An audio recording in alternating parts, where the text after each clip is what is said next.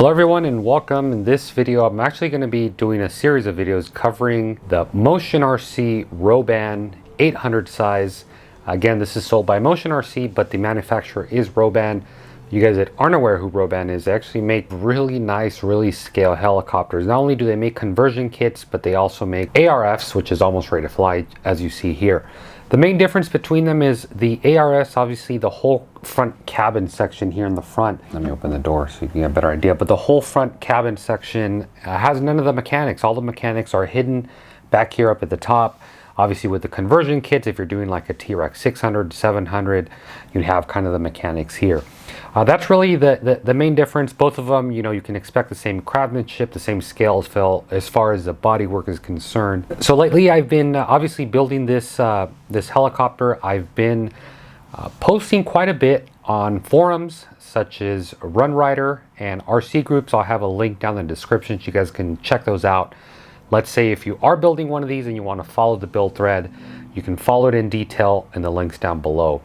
I was thinking of doing a build thread on a video, but then I figured, man, they'd be really long videos. I'd much rather just give you guys the overview and then you can kind of take it from there. One of your first steps is going to be to screw on the skids to the bottom of the fuse. Obviously you want to make sure that's as center as you can get it. Last thing you want to do is to have either crooked or more to one side than another, because obviously that wouldn't look too good. Once you are done with that, you can go ahead and run your nav lights. Personally, I haven't ran the nav lights yet. Main reason for that, I have a buddy of mine ordering some nav lights from the UK that are, hopefully they're quite a bit brighter, and I'm going to see if I like them. If I don't like them, then I'll just route the stock ones in there. But this thing does come with nav lights. They're already set up with the controller. They're actually really nice, but again, the main reason I haven't done it, I'd rather wait to see if I like the other ones better. One really nice feature with this bad boy, obviously I already have the cockpit kind of glued in there, the instrument panel, but it has a really nice LED on the inside. So when you turn it on, obviously there's no receiver in there, but when you apply power to this bad boy here via the receiver, this whole clusters on the instrument panel lineup. That's actually a really nice feature. So once you do glue on your skids, not glue them, once you screw them on, you're going to want to glue in your seats. I had to do some minor modifications to the back and the top section just to make it fit nice and flush with not only the bottom but the back. You can probably check out my thread and it'll go in a bit more detail. All I really had to do is just sand off the back end as well as the rear. Now it's important you also realize that these do have an orientation as far as the right and the left. If you install them wrong, you'll notice that they hang over quite a bit more on this side. You can see that one's flush, this one isn't quite as flush, but it didn't bug me that much. As soon as you're done with that, you kind of glue on your main controls and your minor accessories in the front, as well as the pedals. Now, one little tip I can give is when you are gluing this one, obviously it's already glued, when you're epoxying it down, is you want to apply just a small drop of C8 on the rear to ensure that while the epoxy is setting, it holds it in place. Also, you don't want to use too much glue, because if you use too much glue, it's going to ooze out, not going to look that nice.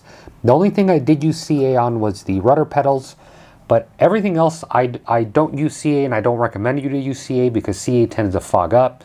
Even on this, guys, these are also epoxied. If you don't want to use if you don't want to use epoxy, you can use E6000. That'll also work really good, but epoxy should obviously work really, really good. The only advantage with E6000, if you want to remove it later down the road, it's a little bit easier. Epoxy there, you're not removing it, you're going to break it off. So that's just one thing to look out for. Now, once you are done with that, I have not glued in the main seats only because I'm having some pilots ordered. I want to make sure they fit and I can secure them properly. It's obviously going to be easier to do when it's not glued down. And actually those I may use E6000 just so it's not permanent. But yeah, you're going to see the amazing detail on these bad boys. I mean, the doors, you can actually lock them, have a whole locking mechanism. Same with the doors here on either side. This is one of the latest generations, so they actually have a magnet here in the back so it doesn't sag all ugly. But you can 100% close these. You can see the whole rail mechanism. As soon as, there we go. and then you can lock them, and you can see they're not opening, they're not going nowhere. So it's really nice how Roban really went above and beyond. Obviously no weathering's done to this, but all the lines are in there, all the rivets. If you want to do some minor detailing, you can. As you guys know, the full scale of these bad boys, the fire department, as they do with their trucks, they keep them quite clean. So there's not much weathering on this bad boy. Now, one thing I did do with the Doghouse, hopefully it's held on by two very strong magnets. You can see them right there. So here and here, and then it just has a centering pin in the rear. Now, this is kind of where all the mechanics sit in here. I'll show you guys in a later video how that looks, but pretty much bolts to here and here, and all your mechanics sit here. Your batteries sit on the bottom tray there. There's obviously a cover that goes there so you don't see it, but it's going to be hard to open it with one hand because I need a... Oh, no, there we go. There we go. Okay. There we go. So yeah, the batteries sit here. Obviously this runs on 12 cells, so you have your two 12S's that sit either like this or like that, and then a receiver pack and any other accessories. You can probably route your controller down there. But as far as your receiver, obviously a lot of flybarlesses can handle auxiliary lights and gear, so you really don't need a receiver. But anyways, you can mount all that back here with the mechanics. Now, as far as the Doghouse is concerned, I went ahead... Oh, what the heck is that? No, I thought it was a little scratch. I went ahead and actually painted the inside black. So when you look there, obviously when you're looking at the top of the helicopter, all this looks black. The previous color was obviously fiberglass. I just didn't like the look of that. I did the same in here, the same in here. So any angle you look at the helicopter on the inside, you can see, you just see black. And that was done very easily with, you can paint it on, airbrush it, spray can it. I just used some paint from Lowe's, got their little small sampler and a matte black with a little brush, and just started brushing it on. It took about 2 coats, but you can see, be very careful as you get closer to here and here so none of the black paint gets on the outside. If it does, no biggie. The paint I used, if you get the one from Lowe's, the small Lowe's sampler, you can clean up with water.